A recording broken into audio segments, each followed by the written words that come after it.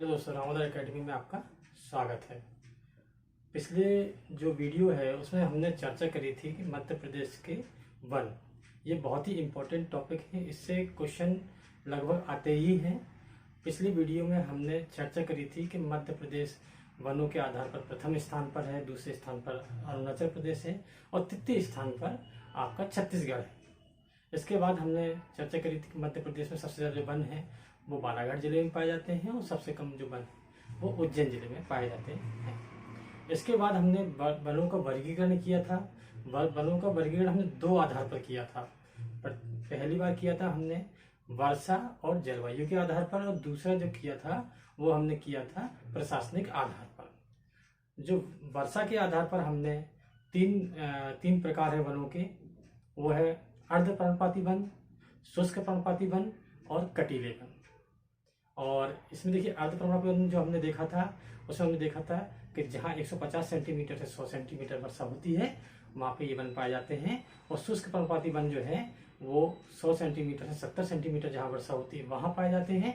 और तीसरा हमने जो कटीले वन थे, जहाँ 70 सेंटीमीटर से 25 सेंटीमीटर वर्षा होती है वहाँ वो कटीले वन पाए जाते हैं। जैसा कि आप देखेंगे मध्य प्रदेश में तो जो पूर्वी जिले हैं वहाँ पे वर्षा अधिक होती है, और जो पश्चिमी जिले हैं वहाँ वर्षा कम होती है। तो इसलिए पश्चिमी जिलों में जो है कटीले वन पाए जाएंगे और इधर शुष्क पर्णपाती वन पाए जाएंगे। इसके बाद हमने चर्चा करी थी प्रशासनिक आधार पर वन, वो भी 3 प्रकार के होते हैं। पहला वन होता है आरक्षित वन, दूसरा होता है संरक्षित वन और तीसरा होता है अभिकृत वन। पहला जो था आरक्षित वन, वे वन आते हैं जो नेशनल उद्यान है या नेशनल पार्क है जहां मानवीय गति पूर्णतः प्रतिबंधित होती है। दूसरा जो आते हैं वो आते हैं संरक्षित वन। संरक्षित वन जो होते हैं जो सेंचुरी वगैरह हैं, जो अभ्यारण्य है वो उसमें आते हैं, और इसमें थोड़ी बहुत मानवीय गतिविधि की मतलब कर सकते हैं, जैसे लकड़ी लेना या वन और उत्पादन आप ले सकते थे। तीसरे थे अभिकृत वन, ये क्या हुआ बिखरे हुए वन होते हैं। फिर हमने अब एक और आता है, उसके बाद आता है कि मध्य प्रदेश की वन नीति 2005। ये वन नीति नई जो 2005 आई है, देखिए जब अपना देश आजाद हुआ तो 1952 में एक राष्ट्रीय वन नीति आती है। और मध्य प्रदेश का जो गठन होता है 1956 में होता है। तो जो 1956 में मध्य प्रदेश का गठन होता है तो मध्य प्रदेश वही नीति को लागू करता है। उस नीति का जो उद्देश्य था वो था कि वनों का अधिक से अधिक दोहन करके राजस्व की प्राप्ति की जाए। जबकि अब परिस्थिति अलग है, तो 2005 में जो वन नीति आई है उसका उद्देश्य अलग है। तो देखिए आज हम इसमें इस वन नीति पे कुछ विशेष बिंदुओं पर चर्चा करेंगे। पहला हमारा बिंदु है ठेकेदार व्यवस्था के स्थान पर जन भागीदारी से वनों का प्रबंधन किया जाएगा। जो इससे पहले वन नीति थी उसमें हम ठेकेदार व्यवस्था से वनों का प्रबंधन करते थे। अब लेकिन क्या हुआ, जन भागीदारी। जैसे कि देखिए ये शब्द है जन भागीदारी, मतलब होता है जो वहाँ के जो लोकल हैं, जो वनों में निवास करते हैं, हमारे आदिवासी या शेड्यूल्ड ट्राइब्स के लोग हैं, उनको ये उनकी भागीदारी से ये प्रबंधन करना है। ठीक है। दूसरा है वनों के विविध उपयोग का बढ़ाया जाए, जैसे इमारती लकड़ी के साथ औषधि उत्पादन, जैसे वनों के जो उपयोग है उसको बढ़ाया जाए। जैसे बांस से लकड़ियां बनाई, बांस का जो उद्योग वो चलता है, या कत्था बनाने का उद्योग चलता है, या औषधि बनाने के लिए और अन्य जो वन उत्पाद हैं उनको बनाने के लिए हम उसको प्रोत्साहन कर रहे हैं। दूसरा है, तीसरा नंबर पे आता है, देखिए पहले क्या होता था कि वन अपराधों को जो नॉर्मल कोर्ट होते उसके अंदर चलते थे, अदालतों के अंदर, उसमें विलंब होता था और न्याय सही तरीके से नहीं मिल पाता था। तो इसके लिए जिला स्तर पर विशेष न्यायालयों की स्थापना की गई। वन गांवों को राजस्व गांव में बदलना। और पांचवा है ग्रामवासियों की सहभागिता प्राप्त करने के लिए ग्राम रक्षा समितियों का निर्माण करना। इसका तात्पर्य ये है, जैसे आप अभी किसी ग्रामीण या शहरी क्षेत्र में निवास करते हैं तो आप जब गांव में जाएंगे तो उसमें आपको ग्राम रक्षा समिति बनेगी, और जैसे नगर में जाएंगे जैसे तो उसमें नगर रक्षा समिति, जिसमें जो लोकल वहाँ के जो रहवासी हैं उन वो लोग उसमें काम करते हैं। इसी प्रकार से ये इसमें जो ग्रामवासियों का सहभागिता के लिए तीन तरह की समितियां बनाई गई हैं: ग्राम वन समिति, वन सुरक्षा समिति और इको विकास समिति। ये तीन तरह के।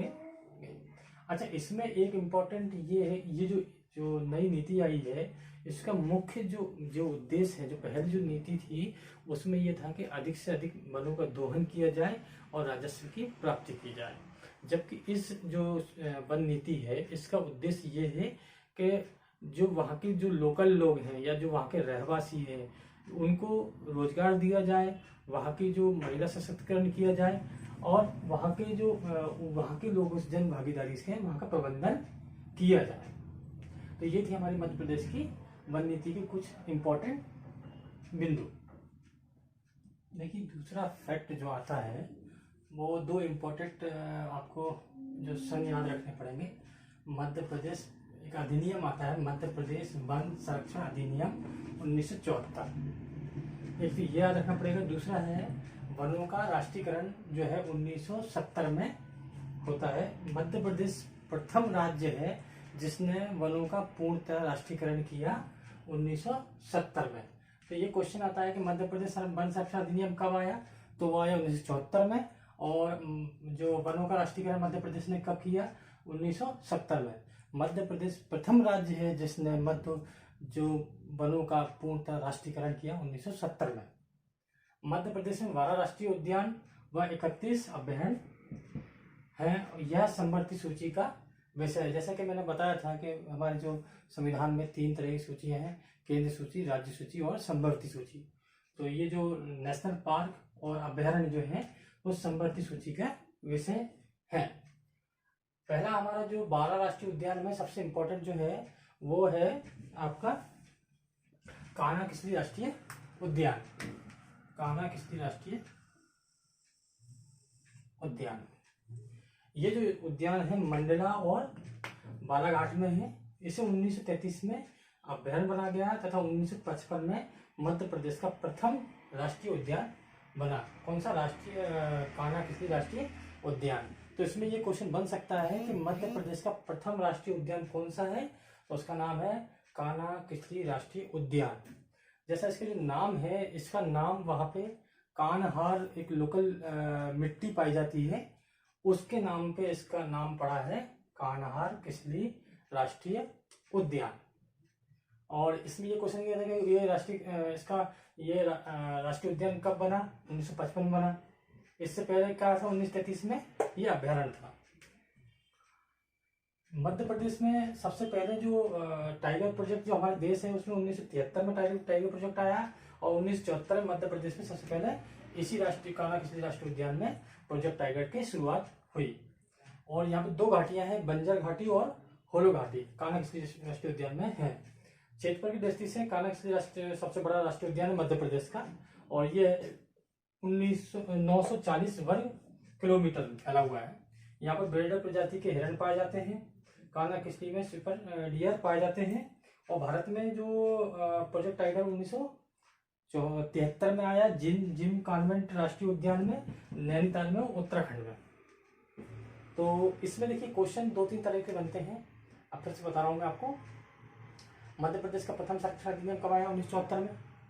वनों का राष्ट्रीयकरण मध्य प्रदेश में कब हुआ, 1970 में। प्रथम राज्य है हमारा। मध्य प्रदेश में 12 राष्ट्रीय उद्यान है तथा 31 अभयारण्य, और यह समवर्ती सूची का विषय है। इसमें देखिए आपको ये पूछ सकता है कि कहाँ पर है, तो ये मंडला और बालाघाट में है। 1933 में ये क्या होता है, अभयारण्य बनता है। 1955 में नेशनल पार्क बनता है।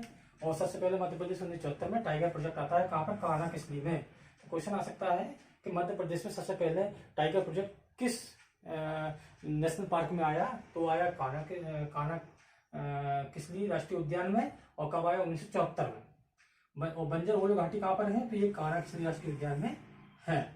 और इसका क्षेत्रफल कितना है, 940, और ये प्रथम स्थान पर है।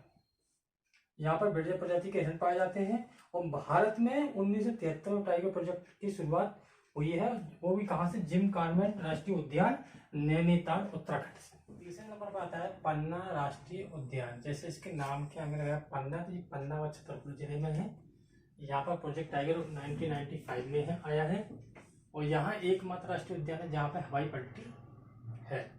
और मध्य प्रदेश का एकमात्र रेप्टाइल पार्क पन्ना में है। केन नदी इस राष्ट्रीय उद्यान का मुख्य आकर्षक केंद्र है।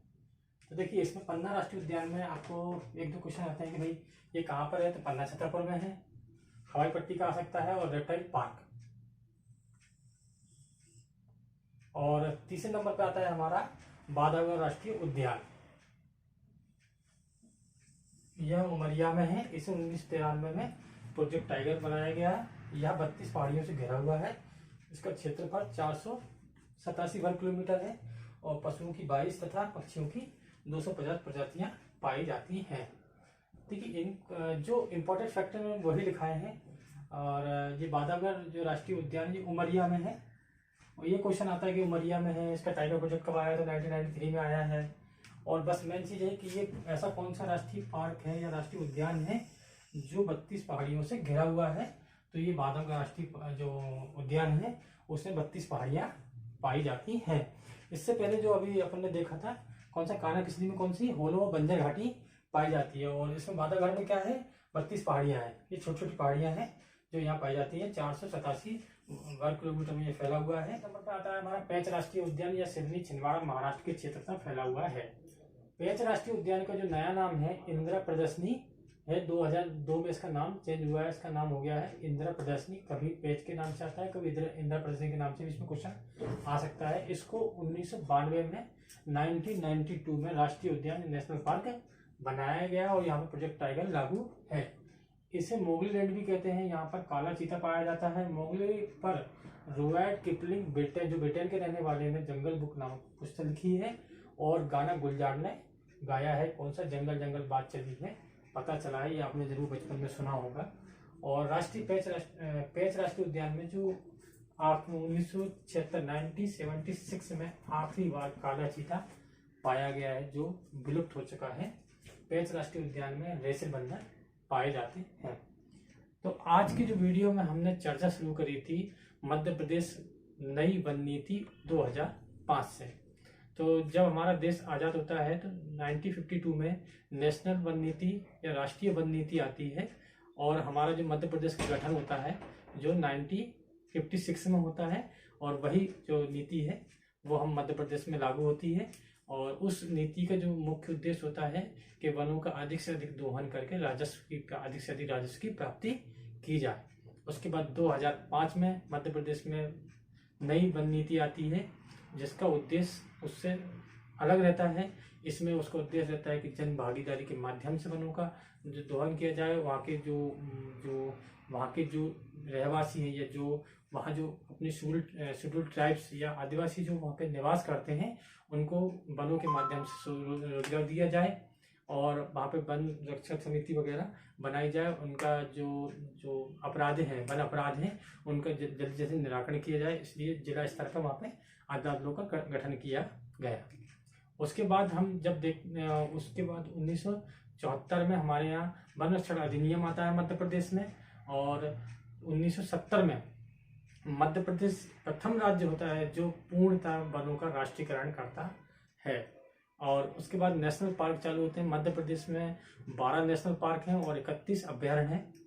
और 12 नेशनल पार्क वे पार्क होते हैं जो पूर्णतः आरक्षित होते हैं, जिसमें मानवीय गतिविधियां पूर्णतः प्रतिबंधित होती हैं।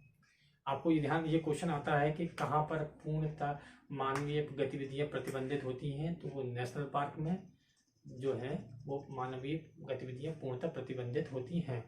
और जो अभ्यारण्य होता है वहाँ पे कुछ मानवीय गतिविधियां हो सकती है, जैसे लकड़ी देना, पशु चरण वगैरह वगैरह, ठीक है। और उसके बाद पहला हमारा जो नेशनल पार्क आता है वो बांधवगढ़ नेशनल पार्क आता है, जो हमारा मध्य प्रदेश का सबसे पहला नेशनल पार्क है। 1933 में उसका अभ्यारण्य, 1955 में उसको नेशनल पार्क बनाते हैं, और वो 940 वर्ग किलोमीटर में सबसे बड़ा हमारा मध्य प्रदेश का नेशनल पार्क है। और सबसे पहले वो 1974 में वहाँ पे टाइगर प्रोजेक्ट आता है। और दूसरा है हमारा Panna national park, Bandhavgarh national park, और तीसरा है हमारा कानाकिसली पेंच राष्ट्रीय उद्यान। कानाकिसली में है जो पोलो और बंजर घाटी पाई जाती है, और बांधवगढ़ में जो है वो 32 पहाड़ियाँ पाई जाती हैं। तो आज का वीडियो पे चर्चा आपको कैसी लगी है, प्लीज़ लाइक करें, शेयर करें और कमेंट करें। Thank you.